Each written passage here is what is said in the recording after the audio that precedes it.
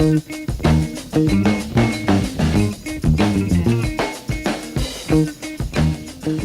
voix s'éteignant. Le corbeau? Il vient par les fissures dans le voile. Sarah, l'inquiétude gravée sur son visage, quitte le café, inconsciente de l'ombre menaçante qui la suit à chaque pas. Elle aperçoit un homme en manteau sombre, son cœur battant la chamade, tandis qu'elle accélère le pas, ses lourds pas faisant écho à sa peur. Sarah se précipite dans un hôtel discret, s'enregistrant sous un faux nom, cherchant refuge contre son poursuivant invisible.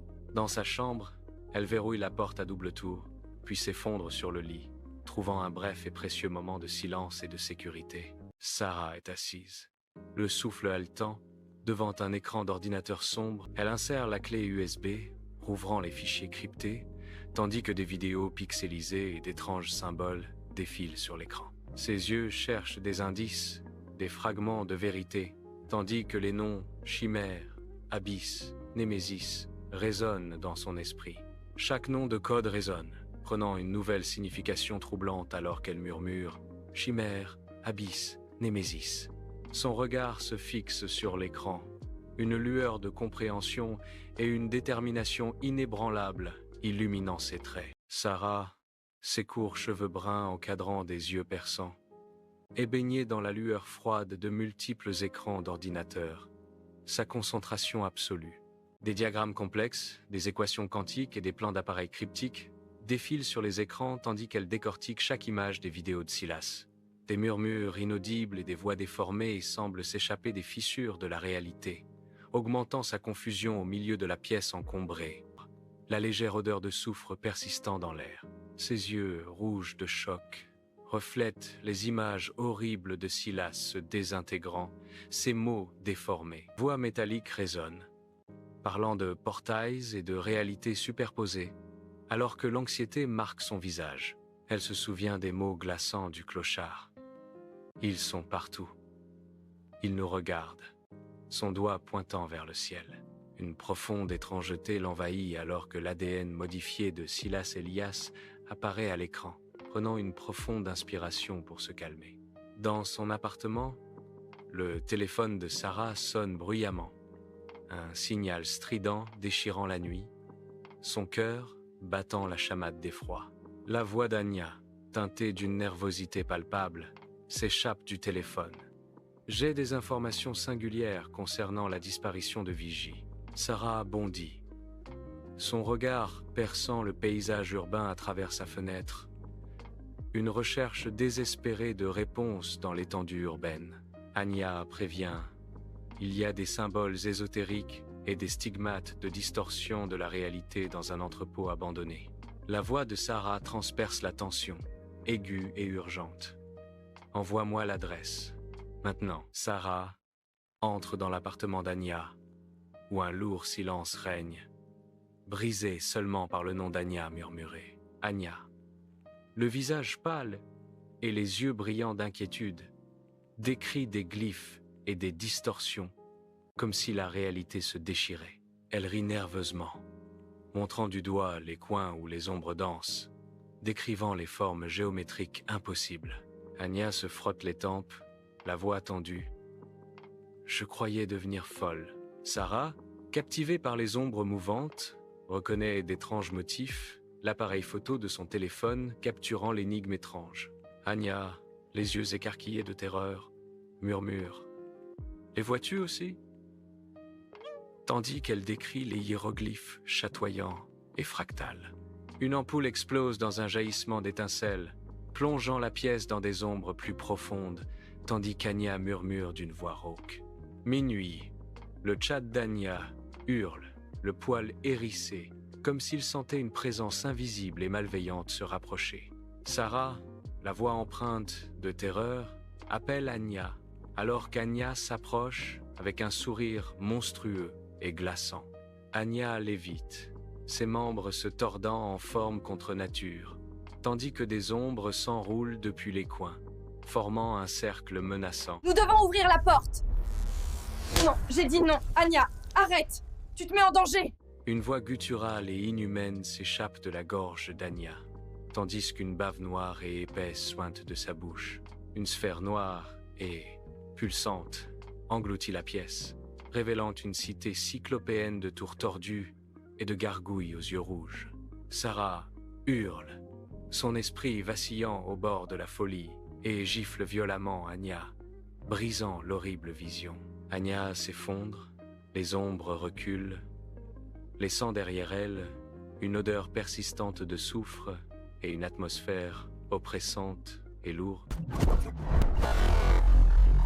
L'écran explose dans un kaléidoscope de couleurs et de formes abstraites, une danse incessante de particules élémentaires. Alors,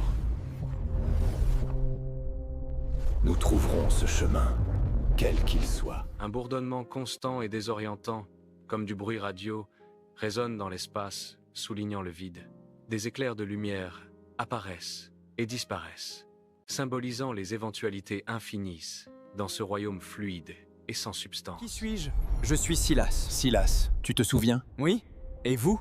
Nous sommes les dérivés, ceux qui cherchent. Des fragments de vision éphémères et des transitions défilent dans le champ visuel, tandis qu'une voix intérieure demande « Qui suis-je » Le statique chaotique du vide quantique se coalesce lentement, formant des fragments de souvenirs et des possibilités isolées.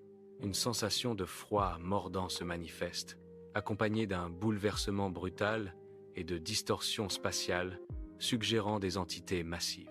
Des images claires de scènes de vie, de visages et de voix affluent, submergeant les sens. Ma conscience se stabilise. Les particules se réorganisent tandis que Silas prononce son propre nom, Silas.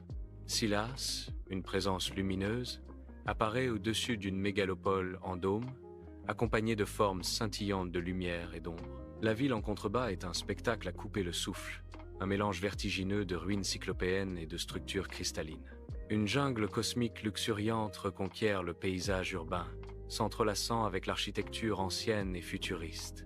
En son cœur, un colosse, une montagne de métal et de pierre, s'élève comme une divinité déchue, une ville armure sur son dos. Des villes miniatures et des communautés complexes s'étendent à travers le colosse, alors que le groupe se prépare à explorer ce nouveau monde. Silas et son groupe naviguent dans la mégalopole tentaculaire, ses rues un labyrinthe construit sur un colosse endormi.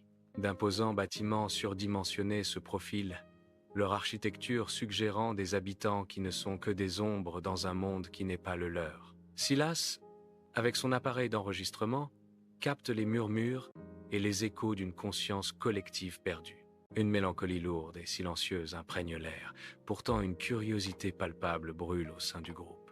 Silas et son groupe entrent dans le cœur du colosse, une vaste caverne où des piliers de métal et de pierre transperçant l'immense espace. Une résonance profonde et primordiale vibre à travers les structures colossales, faisant trembler le sol sous leurs pieds. Des fissures lumineuses s'étendent en toile d'araignée sur les murs, révélant des circuits complexes et des lumières qui scintillent comme des étoiles lointaines. Le colosse endormi, silencieux depuis des éons, commence son lent et puissant réveil. Alors, nous trouverons ce chemin, quel qu'il soit.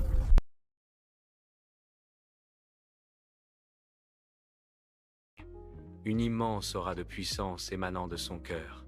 Le sol tremble violemment, l'air vibrant du réveil de l'entité colossale. Une force primordiale sortant de son sommeil. Silas et son groupe se tiennent au sommet de la mégalopole, les yeux fixés sur le spectacle colossal qui se déroule devant eux. Le colosse s'éveille, sa forme immense se redressant lentement contre le ciel, un gardien silencieux et puissant. Des vagues d'énergie se propagent à travers la ville, une force invisible émanant du géant qui s'éveille. Des fragments de conscience collective tourbillonnent et se rassemblent, attirés par l'aura puissante et protectrice du colosse. Silas, émerveillé, assiste à l'aube d'une nouvelle ère, sa quête culminant en ce moment crucial et révérencieux. Le colosse, désormais entièrement dressé, projette une longue ombre protectrice sur la mégalopole tentaculaire en contrebas. Nous trouverons ce chemin, quel qu'il soit.